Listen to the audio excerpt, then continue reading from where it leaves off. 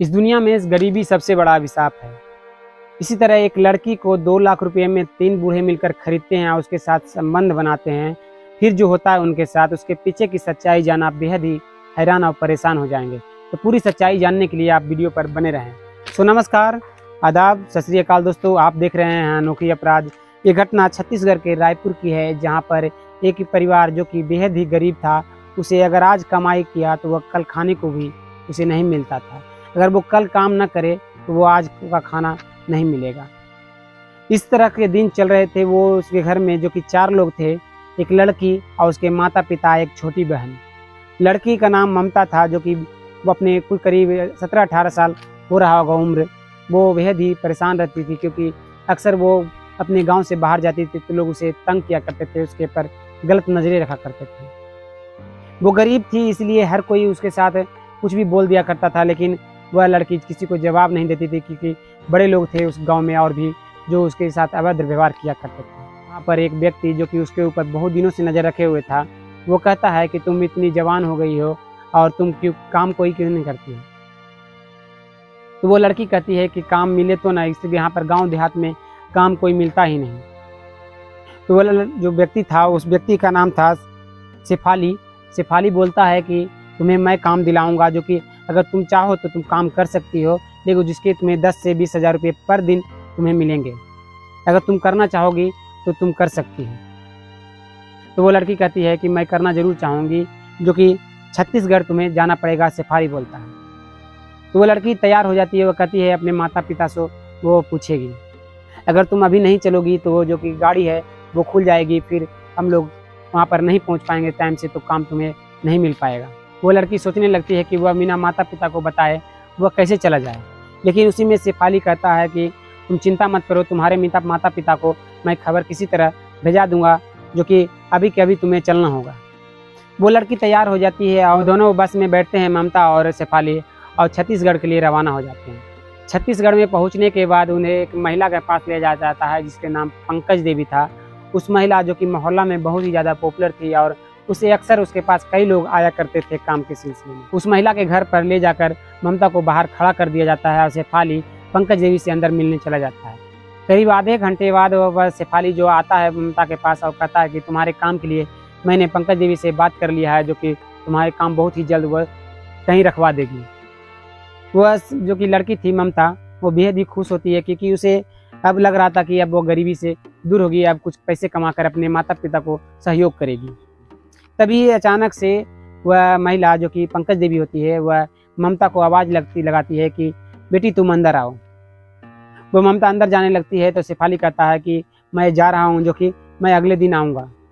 शेफाली वहाँ से निकल जाता है और वह ममता पंकज देवी के पास पहुँच जाती है और वहाँ पर बैठ कर और कहती है उस महिला से, किरण देवी से, कि आंटी आप जल्दी से मुझे काम दिला दो, जो कि मैं बहुत ही गरीब हूँ और मेरे माता पिता बहुत ही कर्जे में डूबे हुए हैं।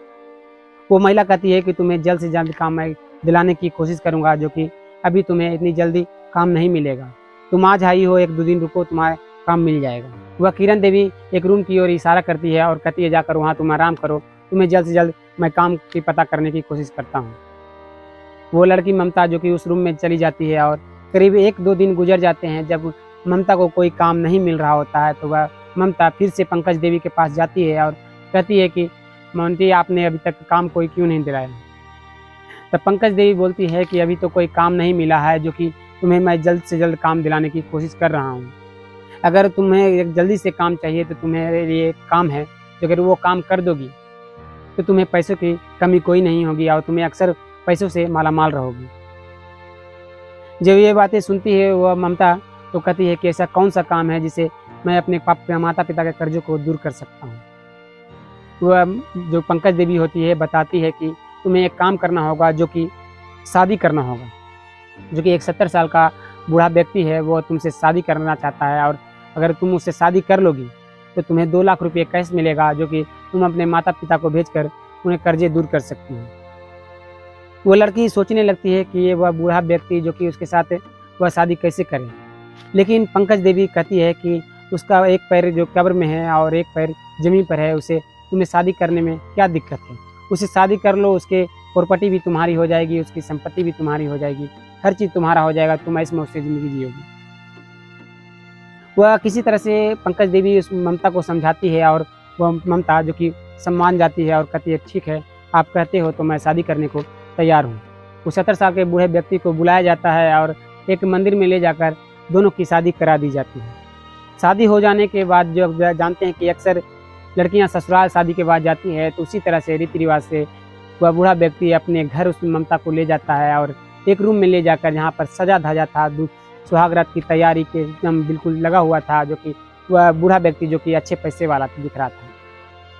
रूम अच्छे सजा धजा होने के कारण वह ममता सोचती है कि ये व्यक्ति जो कि बहुत ही हमें मानने वाला है, क्योंकि अगर इस तरह से मेरे आने से पहले सजा कर रखा है तो वह जरूर मुझे मानेगा। वह ममता जाकर बेड पर बैठ जाती है, अपना दुपट्टा ओढ़ी हुई रहती है और करीब 8 बज जाते हैं रात को।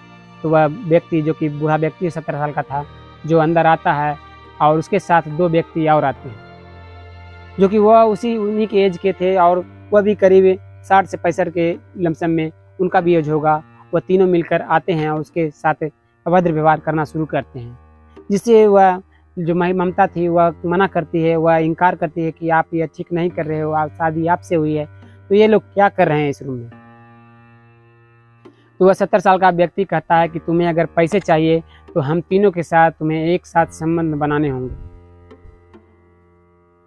पहले तो वह लड़की कुछ देर के लिए मना करती है, लेकिन ठीक है, अगर आप कहते हो तो अगर आप मुझे 2 लाख रुपये अगर आप दोगे कैश, तो मैं तो एक तीनों के साथ आप संबंध बनाने को तैयार हूँ।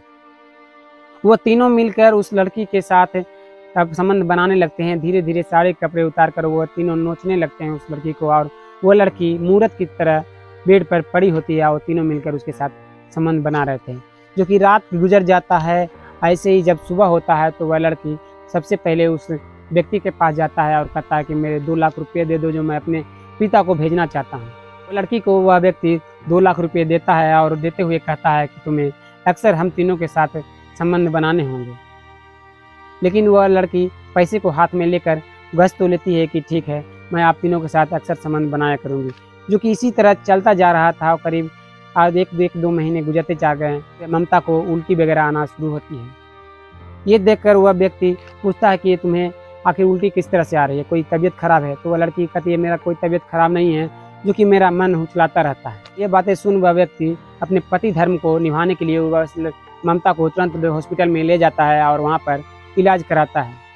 इलाज कराने के दौरान उस व्यक्ति को पता चलता है कि महिला जो कि 1 महीने की प्रेग्नेंट है। ये बातें सुन वह व्यक्ति बहुत ही खुश होता है, क्योंकि उसका कोई संतान नहीं था। वह व्यक्ति तुरंत ममता को अपने घर लाता है और बाजार से कई तरह के सामान खरीद कर लाता है। ममता को सेवा करने के लग जाता है। जो कि ऐसे ही 9 महीने गुजर जाता है और जब ममता की डिलीवरी का टाइम आता है तो वह व्यक्ति तुरंत हॉस्पिटल ले जाता है। वहाँ पर वह ममता लड़की को जन्म देती है, जो कि लड़की एक लड़की को जन्म दे दी चुकी थी और वह व्यक्ति देखकर बहुत ही खुश हो रहा था। वह अपनी संतान को देखकर इतना खुश था कि वह व्यक्ति अपनी जो खुशियों का था जो जाहिर नहीं किसी से कर सकता था।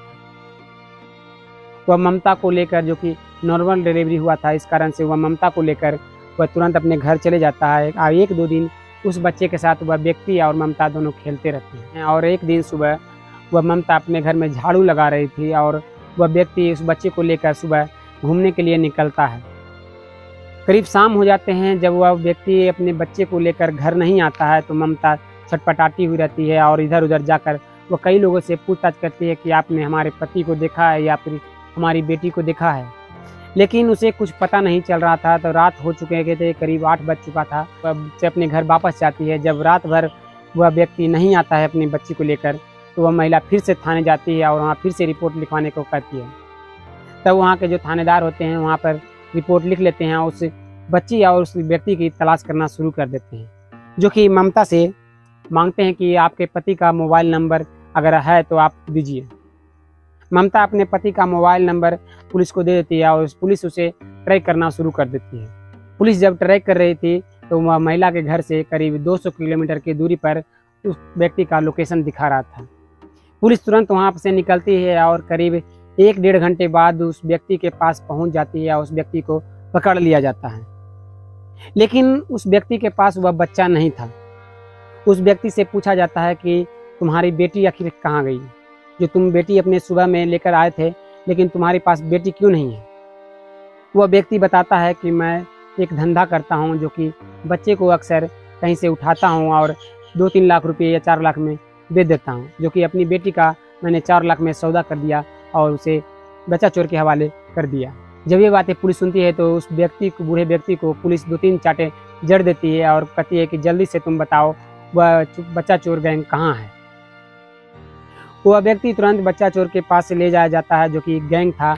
वहाँ पर ले जाकर उन सभी को एड्रेस बताता है और धीरे धीरे कर सभी को पकड़ लिया जाता है। जो कि वह उसी गैंग को व्यक्ति एक जो कि उस बच्चे को लिए हुए था, उस बच्चे को लेकर पुलिस ममता को सौंप देती है और उन अपराधियों को जेल के सलाखों के पीछे पुलिस कर देती है।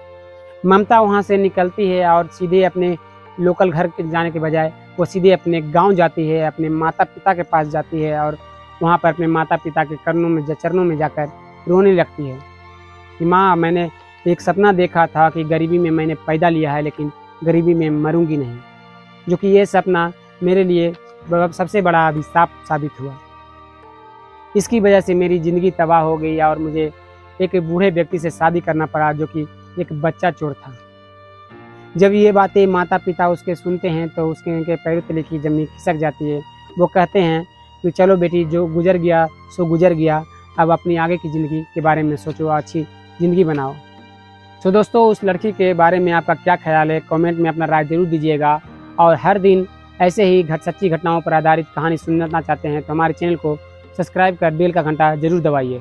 फिर मिलते हैं एक और वीडियो में, तब तक के लिए धन्यवाद। जय हिंद।